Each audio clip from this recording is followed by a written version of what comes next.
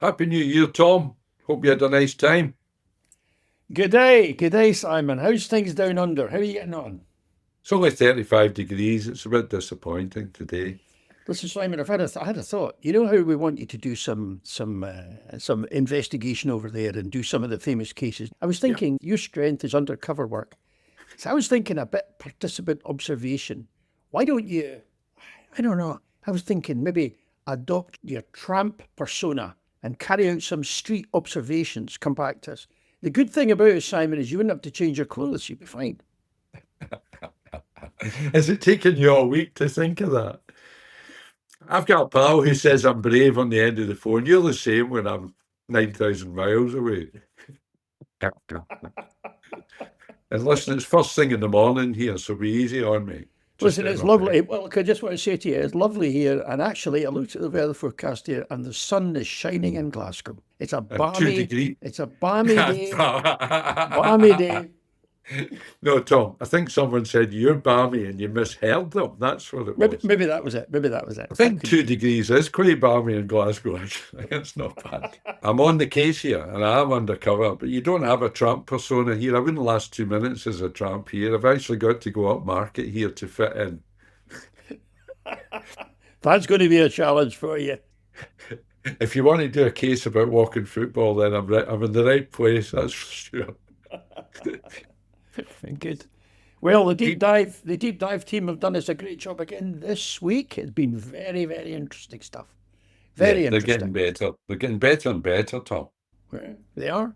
They're very good. In fact, it won't be far too long before we're doing their work and they're doing ours. We'll have I to think look to that's our coming. I'll laurels. tell you why. The first thing they spoke about this week was right over our heads. I was going to phone you and say, and you can you understand any of this? Because what they talked about, and it's very appropriate for the time of year, was cybercrime and online security. And I don't think it's much of a secret in the podcast world that you and I would still be conversing with Carrier Pigeon if it wasn't for our technical team behind the scenes. So at first I thought, cybercrime, what do I know about that? But I tell you what, it was very down to earth. It was very, very understandable and layman's terms. And I took a lot from it. Yeah, so did I. And I found it very interesting, like you. And I know it's very, very important. Um, but you see this business about changing all your passwords and having all that sort of stuff. Honestly, I find it just a horrific prospect to go into all that trouble. But yet I know that it's hugely important. And actually, later on in this session, we're going to be talking about another case which I've really had a long, hard look at. And lying underneath that is cybercrime as well. So it was a very, very important session, and they did a super job. And I'm going to have to, absolutely going to have to pay attention, because the truth is, even now, the biggest chance you've got of becoming a victim of crime is over the internet. And I think that's going to increase and increase as the year goes on. Yeah, and we can ignore it at our peril, Tom. I did that with computers for years and years, but the sooner you face up to it, the better, I Yeah. suppose. And if it means getting some help to do that, then I think it's worth it. That's Yeah. what came across to me. And I remembered what you told me. You'd read or heard the commander of the Met saying that over 50% of crime now is online. And that was the commissioner, yeah, and well, that he knew of. That's what he said, that he knew of. But he was aware that there was a vast sort of iceberg beneath the surface. Because the thing about cybercrime is many people actually don't realise they've become victims.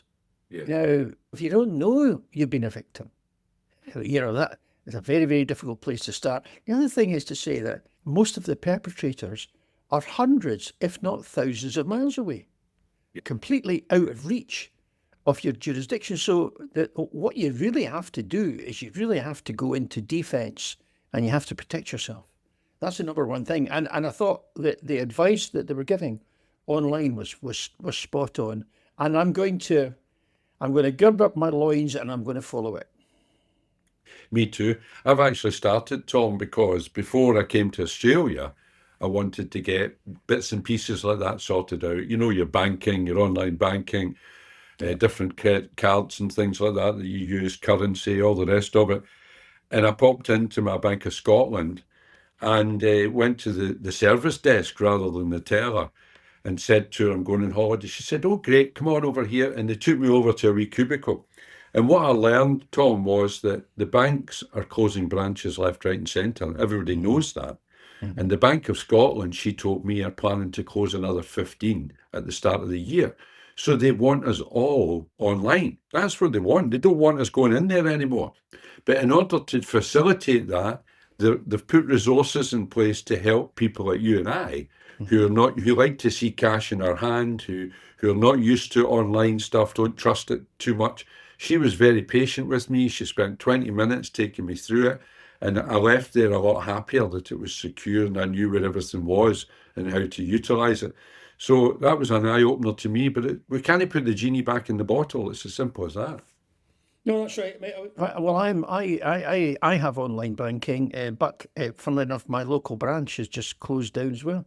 And I used to, I mean, I have been used to going to the local branch and getting cash out because I like to drive a few miles west and give some cash to the poor people in the west of Scotland. You know, it's kind of missionary work. You know, like Well, buying your drugs. I would recommend anyone to listen to it, Tom, and especially anyone over the age of 30, maybe, but anyone at all, because it's changing so quickly. That's what we know from podcasting now, that the technology, the AI, and all that stuff is changing in front of us. Did you see a thing on the news? It was on the BBC News the other night when the newscaster was talking about this. It was a woman who had been hoodwinked. She'd been on some kind of dating site and she'd lost £17,000 with a female pretending to be on an oil rig or whatever it was. And she'd spent some time, built a relationship, and managed to con the woman out of £17,000 that she lost, by the way, because of the way it was done. And the newscaster was telling the story, and at one point looking at the screen, her own monitor, and she said, just because you can see someone on a screen doesn't mean that's who it is. And she turned round to look at the camera, and it was a different person entirely on her body. yeah. So we should know that through our technical team alone, that these things aren't rocket science anymore. Because of the progress, if you want to call it that, of the technology, you can't trust anything at all. And I would recommend anyone to listen to that podcast and take something from it, away from it, and spread the news. Yeah, we'll discuss it in a minute with another one of the cases, but I think this presents the biggest challenge and the biggest opportunity to law enforcement, both. I think the time will come when most of criminal investigation is carried out online, but we've got to be fit and ready for it. And I'm concerned that Police Scotland does not have the budget and does not have the resources to make herself fit for it. I know that in the United States, the big agencies there are spending huge amounts of money to make themselves match fit to combat this online threat that they know is coming and they know is accelerating. And it's a bit like forensic science. We've discussed it often on this podcast. The Robert Black case and the World's End case, we've discussed it to say that, you know, if you are sitting here with forensic knowledge that's 6 months old, it's obsolete. Yeah. And the same is true of artificial intelligence and cybersecurity. It's moving so quickly. Yeah. And it's so tempting for criminals because it's much more risk-free than shoplifting or fraud or whatever we were used to in our day. It's you can be virtually anonymous now. Absolutely, and lucrative, hugely lucrative. Yeah. Good, Tom. We'll move on to a case much closer to home. We're going to return to this case because it piqued my interest when I saw this coming up, and I've been doing a bit of research and really interesting stuff, a threat to all of us across the UK. And if we don't learn lessons from times like this with the IRA bombing campaign that was going on, then we're remiss, because these things come round in circuits, as we know, they come round in circles. So the Brighton bombing brought a lot of memories back to me because of my work back in the 90s. This was the bombing of the Grand Hotel in Brighton, Yep. at the Tory party conference. Where were you at that time, Tom? I would be a DI, a detective inspector in the Serious Crime Show in 1984. It was, but funnily enough, a very close friend of mine was the first sergeant, he was in Sussex Police, who attended at the scene. Yeah, so he told me Connections. he told me all about it. The other thing is that later it was to have a direct effect on me, because in the early 1990s, I became responsible for the planning of major events and VIP visits and stuff like that, and royal visits and state visits into Edinburgh. And of course, there's a lot of them. Every year we have them. And what the Grand Hotel explosion revealed was that these old Victorian hotels are not structurally sound and cannot withstand explosions in certain parts of the hotel. You were speaking about the building collapsing like a pack of cards. Well, that's exactly what happened to the Grand Hotel. The middle of the building literally fell out. The big chimneys. Yes, the chimneys came down through.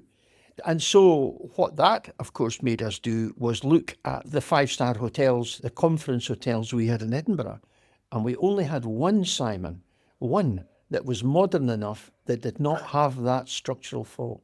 So we had a big problem until such times as there could be engineering remedies. And of course, there was reinforcing and stuff put in. So the Grand Hotel and the collapse of that hotel, the way it came down, was actually instrumental in a lot of consequences, a lot of knock-on consequences for the holding and organisation of major events. There was one hotel that was modern and that would withstand an explosion, and we had to sort of say, right, well, who are our VIPs that are most at risk, and put them there. It was certainly quite a consideration. I was interested in the case because, of course, we know exactly what happened because the man was convicted, McGee. Yep. Quite well planned, better planned than most of the provisional IRA stuff, to be honest. He was a meticulous person and he planned it very well, but he still left a partial fingerprint. You know, he was good, but he wasn't that good.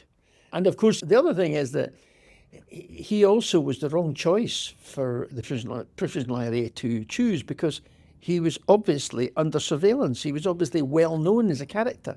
And so they could pin him exactly to the place.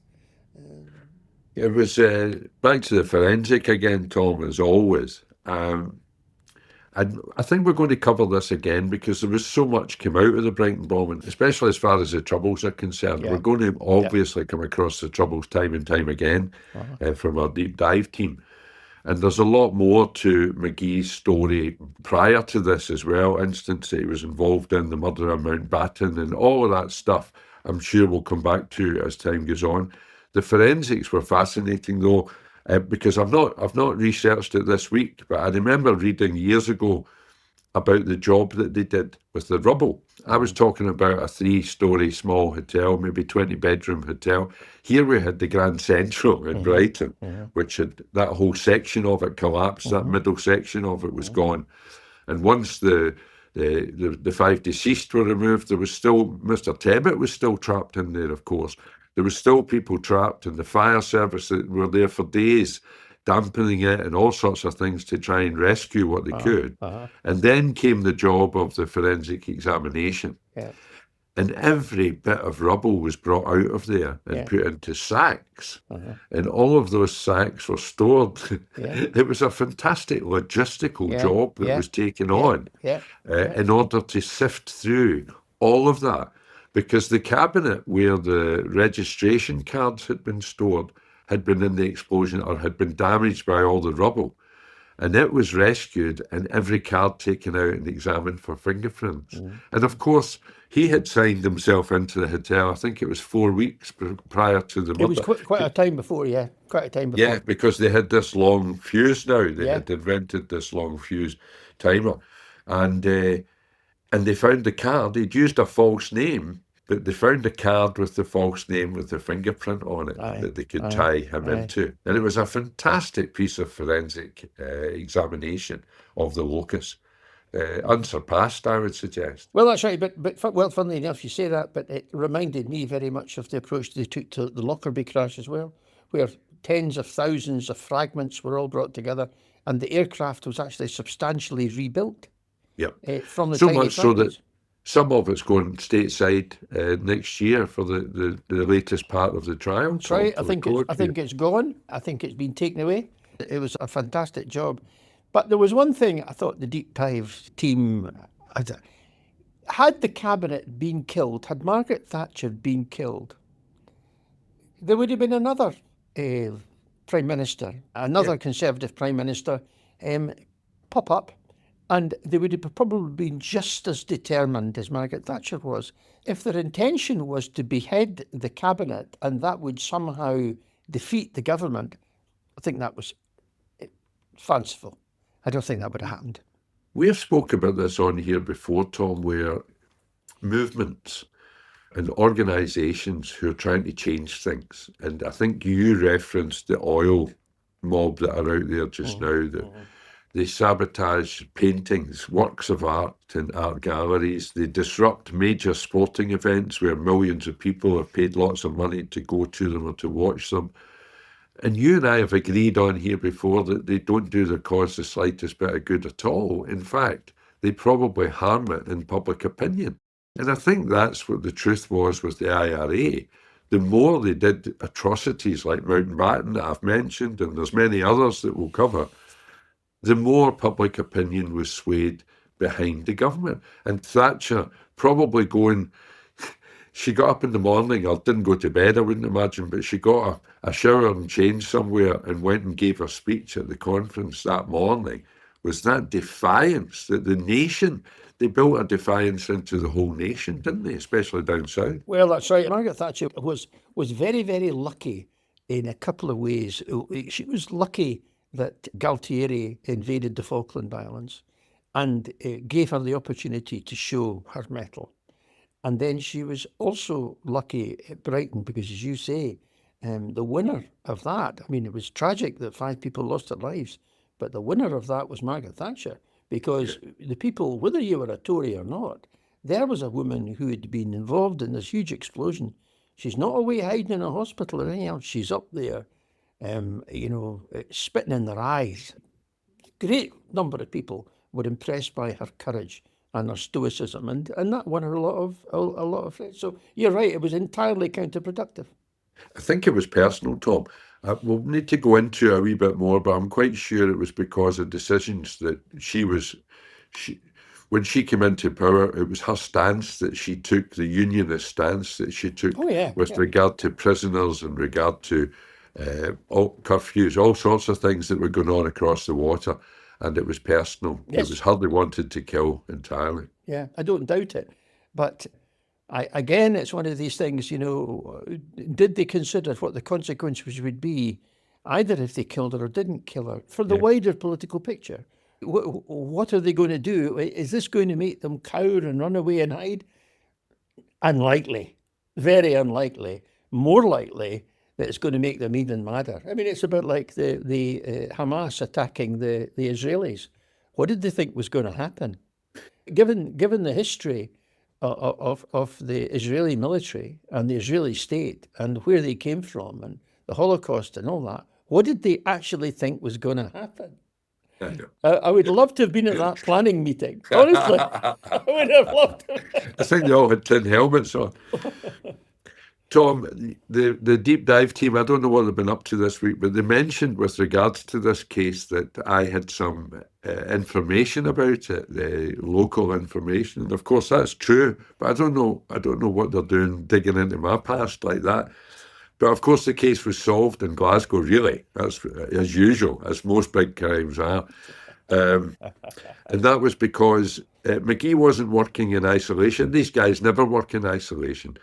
Although he went to the hotel and planted the bomb, this was part and parcel of an ongoing, over years it had been ongoing, and there was a cell working in the UK, and there was many more bombs being planted, actively being planted at that time throughout the UK. The royal family were involved. There was plans to disrupt events in London and whatnot.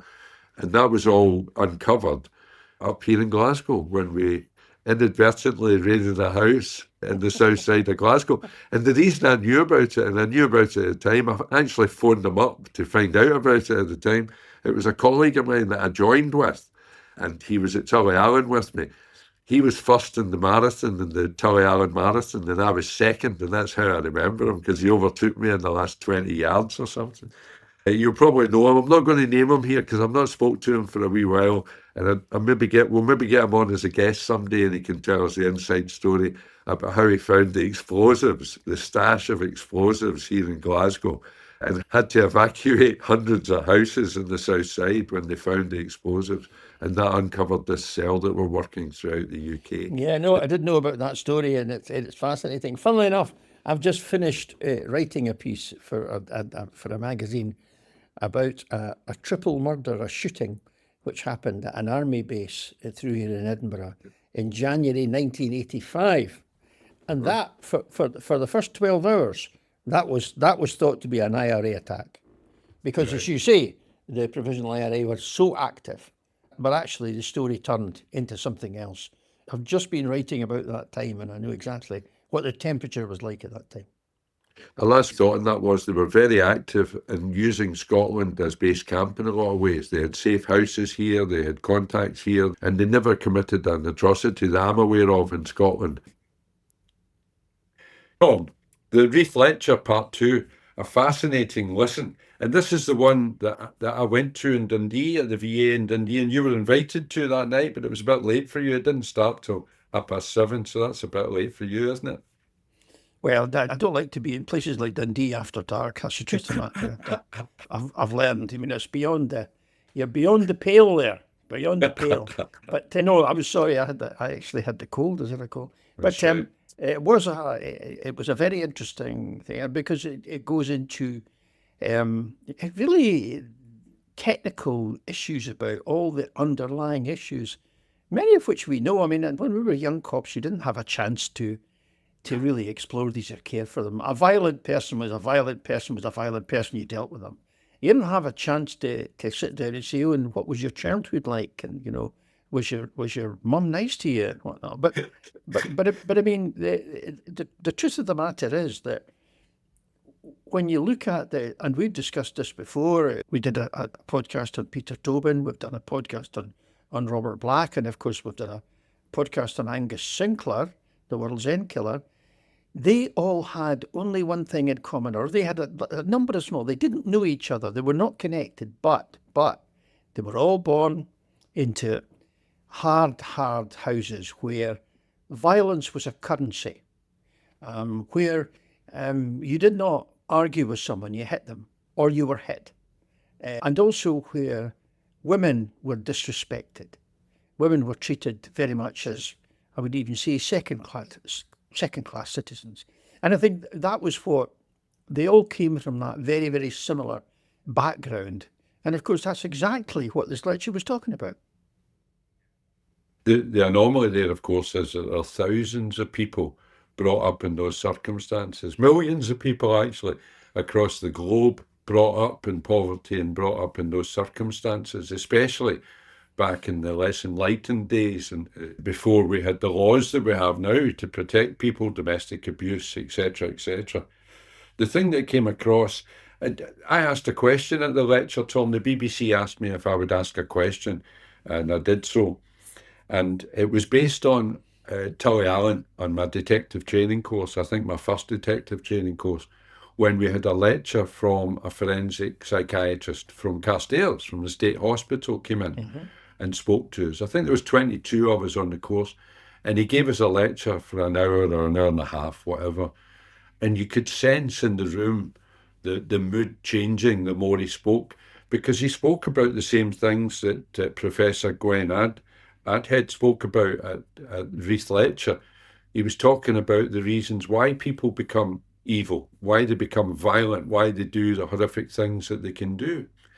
And it seemed to us in the room as young cops that what he was doing was giving them an excuse, not just their backgrounds, not just their nurture, but actually into the physiology of the brain, the biology, that there was a chemical missing, or there was a bit of the brain not formed properly, or there was this.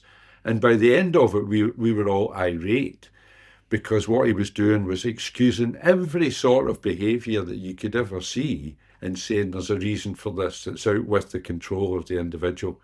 Whereas my question was about choice to the professor. Is it not the case that people make choices, regardless of their upbringing, regardless of what life has given them or thrown at them? They still make a choice in these circumstances to do horrific things. So you'll need to listen to the whole Reith lecture if you want to hear my question. I think though, Simon, and I had that lecture too, and I'm trying to remember the name of the man. I seem to remember it was Dr. McMahon or a name like that. Anyway, but what he was actually doing was great. What he was doing was challenging our thinking. Yeah. And that's what you go to the police college for. You don't go there to have it reinforced, you go there to have it challenged. But it was very, very difficult when you're standing in the mortuary and seeing a young fella lying on the slab with a stab wound to the chest. And then you've got to go and visit his parents to tell them that he's dead. It's very difficult to be sitting thinking, I wonder what circumstances led to this, the accused doing this dreadful crime. Perhaps I should have some sympathy. That's not your natural inclination. It's easy to be merciful and benign and all-encompassing at arm's length. It's much more difficult when you're actually there dealing with the people and seeing the grief and seeing the destruction of families caused by a violent individual. Much more difficult. And our job has always got to be victim focused, Tom. We've always got to be on the side of the victim who are going through this experience, the mothers and fathers and brothers and sisters of people who are the victims of crime. So our natural leaning is always the other way.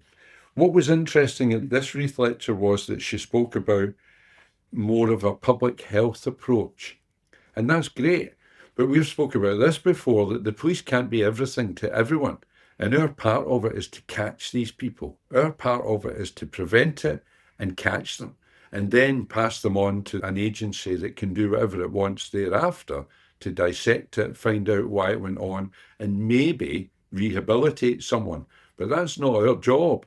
And that public health approach, the Violence Reduction Unit, is very much based on that public health approach.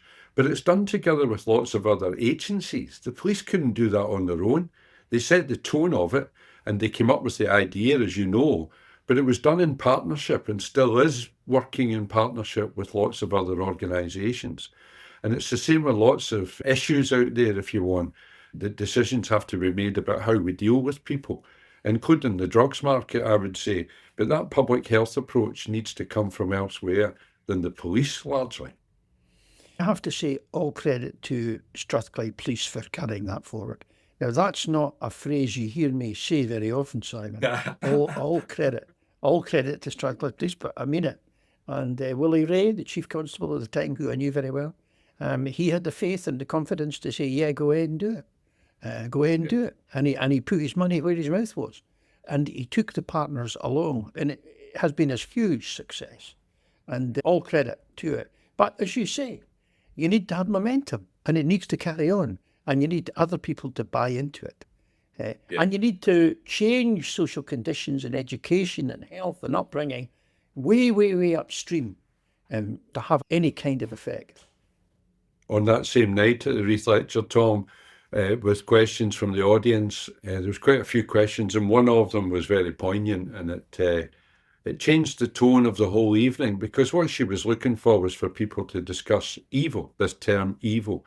And what her point was that if we just label people like that, that doesn't help us in the long term. It doesn't help us understand them. It doesn't help us maybe prevent future incidents of that nature. So the understanding is the important part. And we heard from a guy, Mick North, who's referred to in the podcast by our deep dive team, whose daughter was murdered at Dunblane. She was a 5-year-old girl at school, primary school in Dunblane. And his take on it, and when he said who he was, we were all expecting him to say that, similar to me, that evil's evil and that's the end of it. But he didn't. He had some compassion for Hamilton, and said that Hamilton was who he was and he was a bitter man, all the things that you said about him on our podcast about the Dunblane shootings. And he said that to focus on Hamilton was to miss the point and would have made the whole thing of no benefit. And he wanted to see some benefit come from the death of his daughter. And that benefit was that how we treat firearms in this country, how we deal with them, and how Hamilton was able to access firearms of that type and cause that carnage. So that was very interesting coming from a victim's father. Yeah, well, I think that's right. And of course, that is exactly what the Cullen report, Lord Cullen's report into Dunblane did, was it looked at the causes and tried to set a better framework, which in fairness he did. He was a great judge, Lord Cullen. There's another truth too, and I think perhaps Mr. North knew it, that if you hate someone, you actually give them power over you.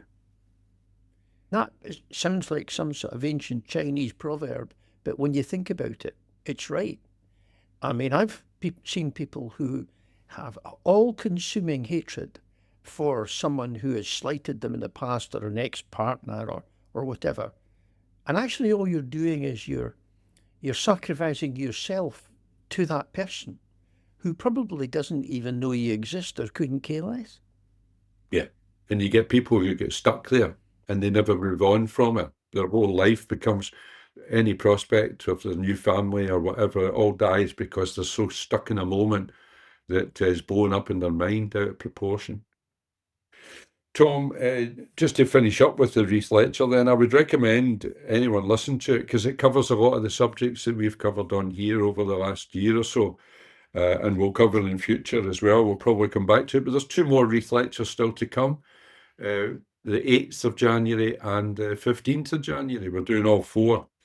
So that's interesting. There was a bit came up on it about emotions, and I just wanted to ask you about that.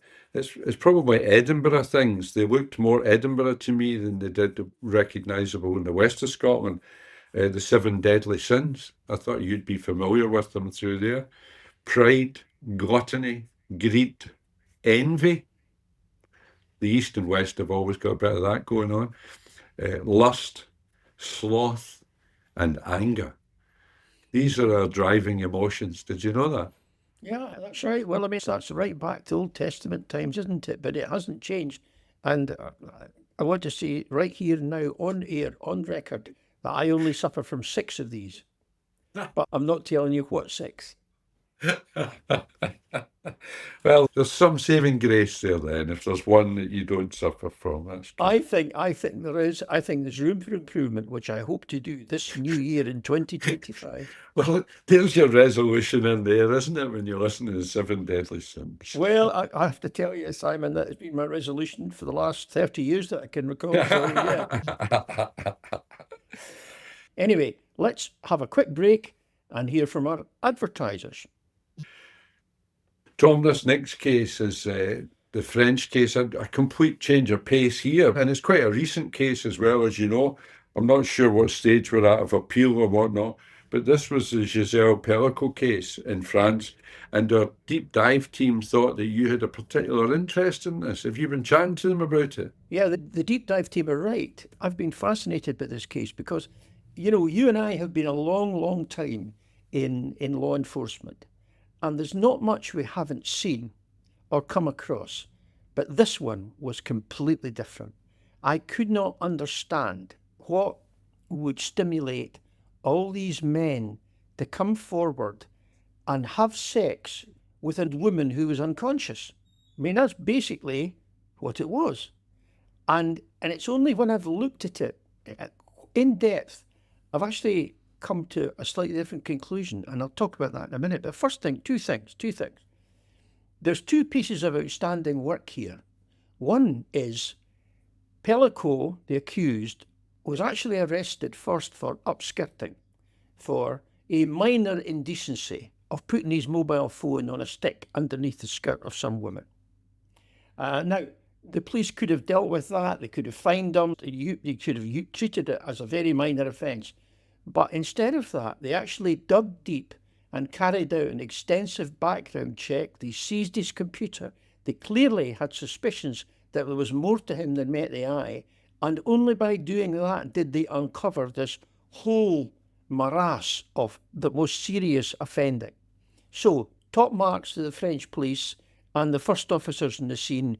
Once again, as we've spoken about many, many times before, all these cases rise and fall on the first actions at the scene of the crime. A real tick in the box for the cops who arrested him first of all and saw the potential and didn't just accept it and dug deep into it. And that's what we want to see.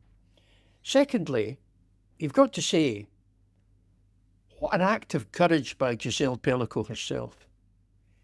Now, there could have been a deal struck, and no doubt, there could have been some sort of deal struck to handle it all sensitively and out with the view of the press and the public gaze. I've no doubt there could have been. But she said, no, you've humiliated me, and I want you to come forward and face your justice in court. And she said, you can show videos of me being raped when I'm unconscious, the most undignifying sights of all. I'm happy to do that because justice has got to be served. And I hope that France give her the Legion d'honneur because she deserves it. What an act of courage, that woman coming forward. But here's the thing, Simon, here's the thing. This has been cast as another act of misogyny and terrible offences against women, etc., etc. All of that's true. But you know what this really is? And this is why it's different. This is actually an act of cybercrime. Because what stimulates this series of offending is the dark web. That's what stimulates it. That's where the offenders come from. They all group together on the internet, on the dark web, and they feed on these grotesquely obscene videos, and that's what brought them together. That's what links them all together, is the dark web. And furthermore, the product of their offending, all the videos that were taken and were used as evidence in the Pellicot trial, were all going back on the dark web to continue the vicious circle of offending. And so what you're seeing here is cybercrime projected onto real life. And I think we're going to see a lot more of that. And I think that's going to be a recurring theme for us to speak about in 2025 and onwards, because we tend to think of cybercrime as being fraud and our credit cards and somebody stealing our identity. Actually, here's an example of cybercrime actually facilitating the most grievous personal assaults that you could imagine. And that's the lesson we've got to take from this trial, of how we set about protecting ourselves against the dark web and against all that that will mean for the simulation and stimulation of this kind of offending. Fascinating case. I think it's a groundbreaking case, and I think in years to come, we'll talk about the Pellicot case as being the tip of the iceberg and the start of a whole new kind of offending, which frankly, let's be honest, this was uncovered by accident, by the good work of a cop, street cop, who said, no, I'm not just accepting you're a minor sexual offender. I'm going to seize your computer and I'm going to get it analysed. It was found out by accident. We've got to find ways of tackling and interdicting the dark web. That was what was so important about this case. That's tricky for you and I, Tom, who are only just starting to think about passwords and how we can change them to start talking about the dark web. The thing you mentioned first there before the cyber, and I take your point fully about how we need to get our act together. We're always traditionally, the police are always a few years behind the criminals. We used to say we were 10 years behind the states and the state of crime over there. I don't think we can afford that lagging here because of the speed of the internet and how perverts and such like-minded people, if you like, paedophiles and whatnot, can get together now behind our back across the globe and coerce things like this to go on. But you mentioned her bravery in coming forward, which is astonishing, and thankfully she did, because we're talking about it now, or we wouldn't be. But it struck me, I remember back in the day, Tom, and I don't know what your thoughts on this will be, but for every rape that was reported, and I'm using that term quite loosely just now, sexual offences, for every incident that a woman was assaulted or, God forbid, raped or whatever, I reckon there was 4 or 5 went unknown because the woman hadn't had the wherewithal or the courage to come forward, because it would mean her family finding out, it would mean maybe her husband finding out, who might not need to know, her children, etc., etc. And if she'd been caught in circumstances like that or had found herself in that situation, I think very often she didn't report it. And a lot of things like this might have been going on that we've never heard about because it took Giselle Pellicot to do so. I think you're absolutely right, and I think it's a lot more than 1 to 4 or 5. I've had conversations with women I've known who, in their early years, have been raped, but didn't report it because they felt stupid. They felt that they had put themselves in a dangerous situation, and they felt daft, and they just chalked it up to experience. But there's no question about it that they had been raped into definition. But coming back to the Pellicot case, I really hope that somewhere at a senior level in the police service, that they take the Pellicot case and they look at it and they say, what systems would we have to put in place to interdict this kind of offending and not just rely on getting lucky? Because let's face it, they got lucky. They got lucky, and there was an outstanding piece of police work done by the cop who said, no, I'll take the computers, I'll analyse them. But there's got to be a really strategic view of how we go about dealing with the dark web and this horrendous offending, which has clearly been stimulated by this thing. They call it the sleeping beauty fantasy. The sleeping beauty fantasy is this fantasy of some people of having sex with a woman who's unconscious or asleep. And apparently this is the thing. And of course, this is Giselle Pellicot. We really have got to use this case as a wake-up call, Simon, of what's going on in the dark web. And we can also be sure, just like you're talking about the tip of the iceberg for rape, we can be sure, if we've discovered Giselle Pellicot, that she is not alone. Very interesting, Tom, and I'm sure it's a subject we'll come back to time and again, including domestic violence and all these issues. But we'll move on for now. I'm sure we'll come back to that case, and it's still got some legs to run. There's still 11 suspects being sought as we speak, which would give us a total of 62, plus the husband who took advantage of this situation. And that's the mind-boggling thing for me, that anyone would want to be part of that. And it was all walks of life, Tom, as well. Apparently it was detectives, apparently it was deputy chief constables, it was solicitors, I made up the deputy chief constable bit just for your benefit. I know that, Simon, I know that. They don't have deputy chief constables, but thanks for the compliment. There were no deputy chief constables, either past or present, just for the record there.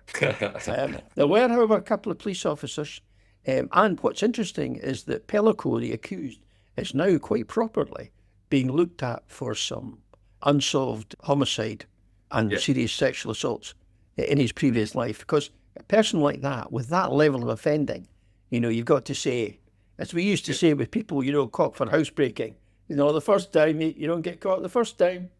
Yeah, for sure.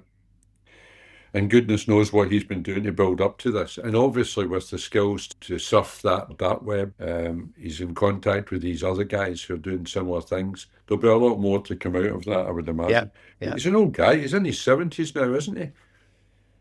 72, well, that's right. I think he was. Well, I mean, he could have been offending for the last 50 years. And they will have to have a long, hard look at that.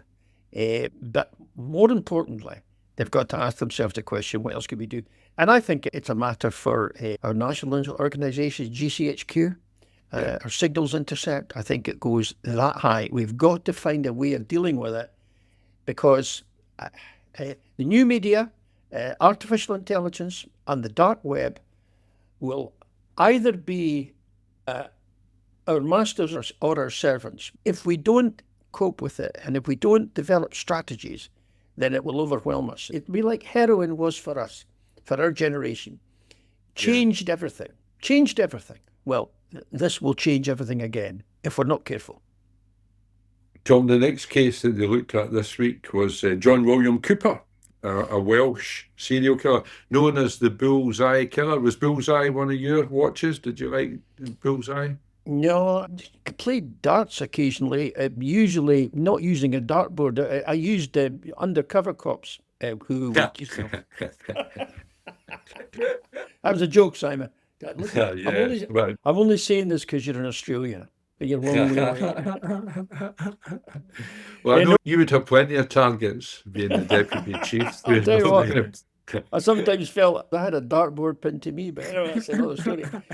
I think it's a very interesting case, this, and in some ways, of course, it's symptomatic of all the things we've spoken about having good people and good systems, because it's very, very clear that in Pembrokeshire, in the mid-1980s, when this all starts, their systems were hopelessly inadequate, as were ours. We've discussed this before with Robert Black, and we've discussed it with Angus Sinclair.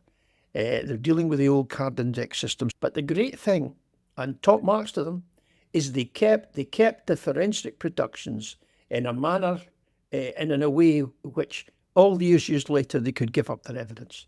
And so, I don't blame the local police in Pembrokeshire for not being able to deal with this man in 1985, because at least what they made sure is when he did come into their orbit, they had at least the forensic evidence to deal with him in 1996. But he's a classic. He's socially manipulative. He's very plausible. He mixes offences, like we talked about with Angus Sinclair, the World's End murder. He's not just a sexual offender. He's a robber. He indulges in domestic violence. So he's got a whole lot of things, but he's a horrible, vicious killer who executes. I mean, a bit like Angus Sinclair, it was just a case of he was not going to leave any witnesses. And it was a cold, brutal, sociopathic manner in which he dealt with it. Because there was no need for these murders, Tom. He had robbed and he'd got his money, and he could have been off-skate. But he enjoyed it, obviously, didn't he? A shotgun as well. It was horrific. He wasn't caught until, he got done for the double murder in 1985, and then another double murder. The first one was Richard and Helen Thomas, brother and sister, who he murdered in their home. And then the holiday murder, Peter and Gwenda Dixon from Oxfordshire, who were killed on holiday. And that was the shotgun. And he sexually assaulted 2 teenage girls at gunpoint as well in 1996. But he wasn't arrested until 2009. And it was right up your street. It was a cold case review that looked at the DNA. So the evidence, as you say, had been preserved. And it was crucial in revisiting the crimes. And that's where they got him. And then the Bullseye footage came up as well that helped identify him, because he was wearing clothing that he had been wearing when he committed the second of the murders. That's right. And he was even wearing the clothes, was he not, or a pair of shorts or something that belonged to one of the victims. He was really nailed by a speck of blood. So again, super work and great cold case work. But as I've said before, you can only, and I've done a lot of cold cases now, the success or failure of a cold case depends on what happened at the time and how well the officers at the time retained the productions and the forensic evidence. That's the key. Yeah. And obviously, in the case of the 1985 murders in Pembrokeshire, they did a good basic job. And they put in place the foundations which would eventually deliver justice. Good, Tom. Our last one this week was Richard Ramirez. This was in the 80s as well, but this time it was in California. And as they like to do in the States, they gave him the moniker Night Stalker. This was a home invasion, they call it. I think that's an American term, home invasion, isn't it? That's right. Over here we call it hame sucking. Now, have you ever charged someone with hame sucking? Right. No, I haven't. I charged somebody with plagium, but never hame sucking. Theft of a child under 7 years old. Yeah, used that, but never hame sucking. Well, I charged someone with hame sucking, and I also charged someone with desecration of sepulchres. Right. Grave robbing. Now, yes. That's a subject for another podcast.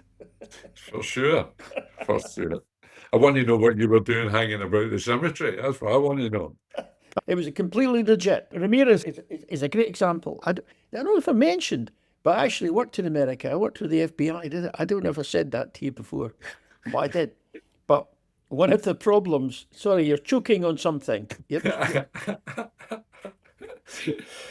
Oh dear. You're choking on some Australian food stuff there. No, but the point is, what shines through this case of Ramirez is jurisdictional problems of police departments not speaking to each other. Yeah. And that was it. I was surprised when I was over there, because that was a huge problem of sheriff's departments not sharing information with local town police, of the state police not sharing information with the FBI, of people resenting the FBI, but yet the FBI had fantastic resources it could bring to the party.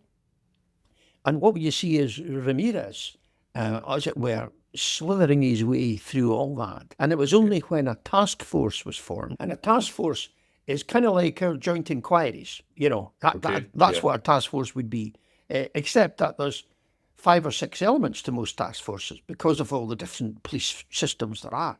It was only then that he was nailed. And of course, he was addicted to drugs. He had this satanic thing going. He used to torture people, mutilate people, and all the rest of it. He was a real classic psychopath. And of course, somewhat unusually, he was actually executed. He was actually executed. Quite a number of people are sentenced to death in the United States. Very few of them are actually executed, but he was. Yeah.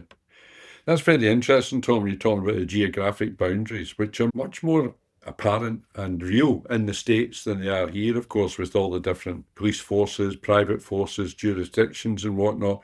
We don't need to go into the politics of that, because you and I have seen that here as well, with different departments not speaking to other departments. And the drug squad and the serious crime squad, there was nothing worse than and we were only a length of a corridor between us, but never the twain should meet, really. We both regarded each other with suspicion. But here you see the consequences of that not joined up thinking, because it needed the task force to connect the dots, especially with something like Ramirez. His MO was so distinct. He was leaving tokens at the scene of murders. Yeah. There was all the clues there if there had been some joined up thinking earlier. And I always wonder if we would have caught guys like that sooner, if we were quicker off the ball. Of course, different in California, but it's lessons learned again, isn't it? Well, that's right, lessons learned. And I think it's off its time, Ramirez, because I think they've got much more integrated systems now. What Ramirez did throw into the mix that was maybe a bit off-putting was the range of victims. There was teenagers and there was old retirees. That he wasn't fussy about who he murdered, was he, or robbed? No, that's right, he wasn't. But through all this was this business of attention seeking and taunting the authorities. There's something in the psyche of these people that they perhaps don't want to get caught, but they like to have their toes over the platform edge. They like to flirt with danger. That's all part of the shtick, part of the thrill they get with it.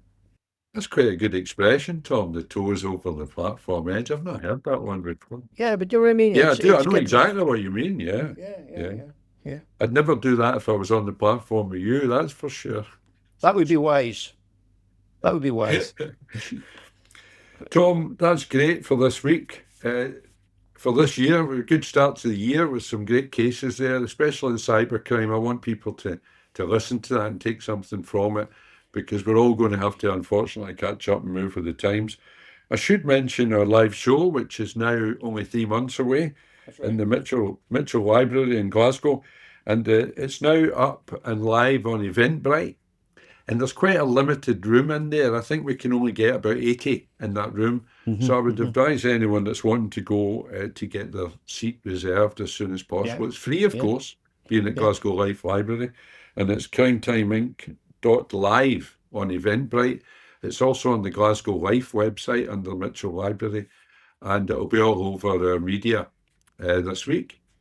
So looking forward to that with Jane Hamilton, of course. We need to have a wee chat with her before then, I think, just to get her back into the swing of things. Don't worry, I've warmed her up. I've already fed her 1 or 2 trick questions for you. But to be serious for a minute, we should maybe we'll have to think about it. We should maybe use that effect to actually concentrate. Now, I know it's not our comfort zone because we were brought up in the violent crime and drugs and all that stuff, but actually the whole issue of cybercrime and the role of artificial intelligence is so important that I think we should make it a rolling theme for 2025, and we should actually have some information there on the night just to give people a ready guide, because I honestly believe we'll be talking about this right through 2025. Simon, I have to tell you that I've been given one or two excellent presents for Christmas, and one of them is the True Crime Quiz Book.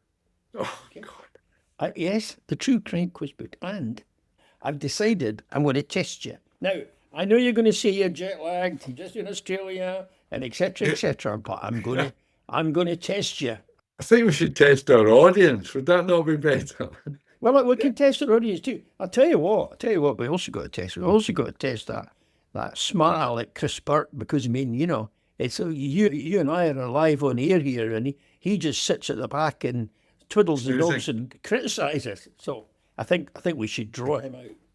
Tom, I must congratulate you. I think this is the first episode of Crime Time Inc., and we now must be sitting about 100 episodes that you haven't mentioned Ruxton. Well, funnily enough, one of the questions here in the quiz. Well, you know, since you mentioned it, can I tell you that 2024, for the fourth year consecutively, Ruxton, the First Modern Murder, has been my publisher's best-selling book. And the Did world's... you self-publish? And no. Ringwood, a very good publisher, which you're familiar with. Yeah.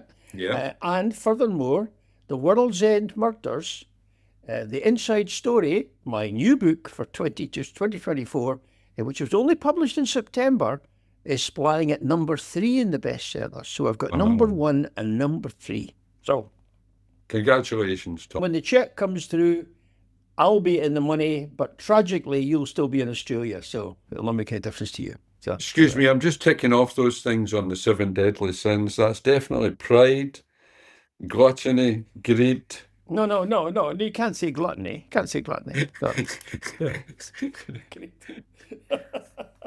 So let's have these questions then, Okay. Tom. Titillise our audience. Okay, match the victim to the method.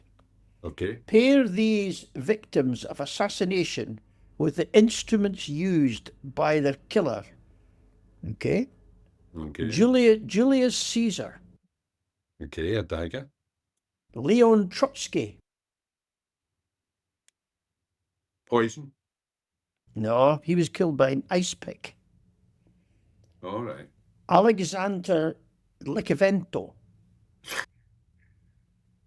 No idea. Oh, he was poisoned. Who bought you this book? I need to have a word with them. Kim Jong-nam. Shot.